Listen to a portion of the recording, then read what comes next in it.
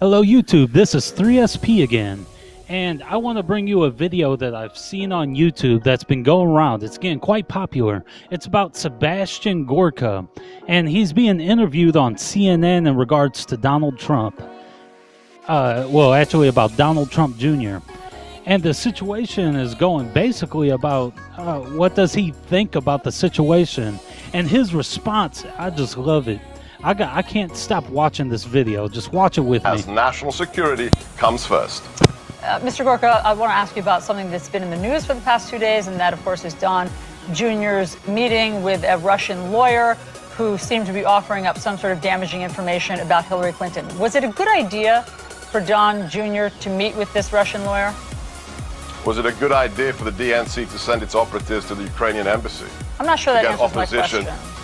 No, if there's a meeting that was wholly appropriate, but which led to nothing, let's compare that to the DNC sending its people to the Ukrainian embassy to coordinate Oppo attacks against our candidate. I mean, if you want to see collusion, it's in the DNC. It is up to their necks. So just let me follow your line of logic. You're saying... And see, I love it when people are finally putting CNN in their place. I'm not really left or right, but in this whole situation, I see where the political leaning is, and it's crazy how far CNN is trying to go to do these witch hunts. I'm just really enjoying to see people right now starting to take stabs right back at them. It's inappropriate for the Democrats to meet with a foreign country, Ukraine, but it's not inappropriate for your campaign, for Donald Trump, to meet with the Russians, hostile. What do you mean the foreign. Russians? Who did this woman work for at the time? Do you know? Well, this is the question, Mr. Gorka. I mean, this is what investigators are obviously trying to... What is the answer? What is her connection to the Kremlin? There was no connection. She was a private lawyer who had an interest with regards to the Russian adoption program and used a pretext to get a meeting with the campaign, which the campaign representatives almost immediately realized was not done in good faith, that she had another agenda. That's right, and but they the ended. What's funny, Mr. Gorka, is that they wanted the original agenda. They wanted the dirt. Which is what political campaigns do, but we don't meet on the soil of foreign nations at their embassies to get opposition research. I mean, if you want to look at a real story, that's the story. Oh my gosh, if you want to look at a real story, the 126 leaks of national security importance in the first 125 days. I saw what you did yesterday with Kellyanne, 35 minutes on this one issue.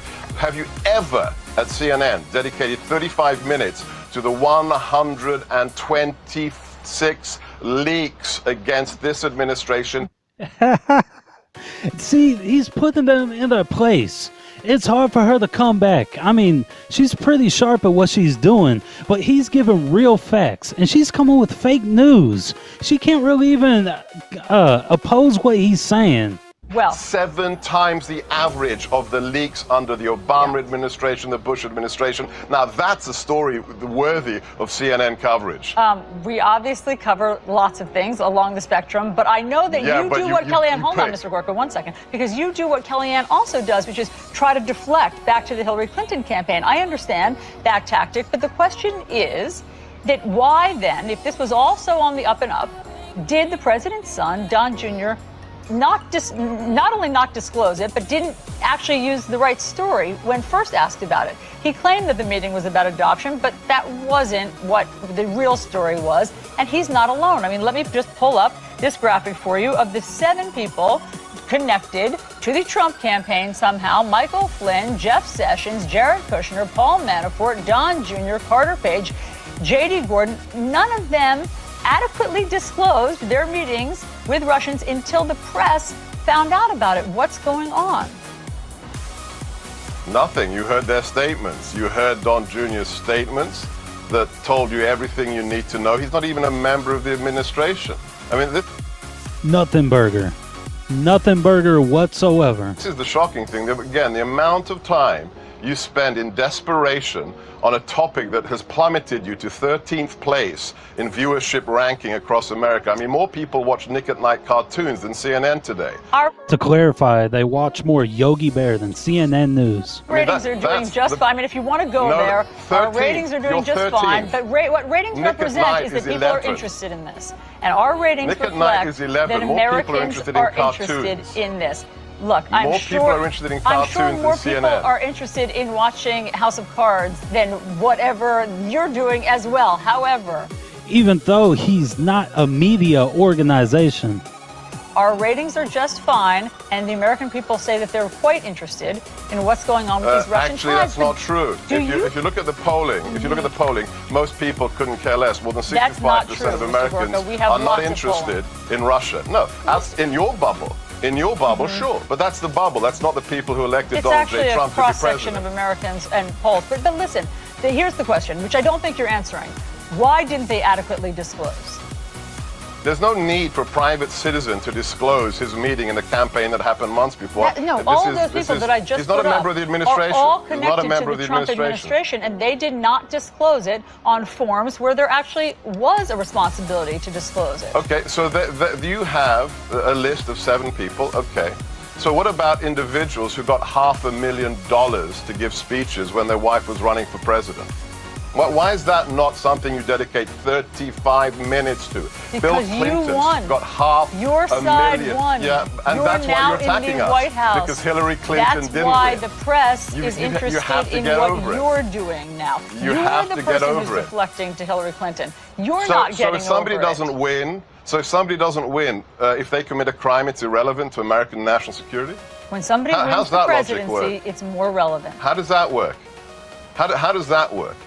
When somebody is involved in putting TSSCI special access program information onto her private homebrew server in contravention of every federal law to do with classified information, the fact that she doesn't win means it's irrelevant to CNN? I mean, that is fake news. That's when you're selectively choosing what to look at and you downgrade real crimes and don't look at them.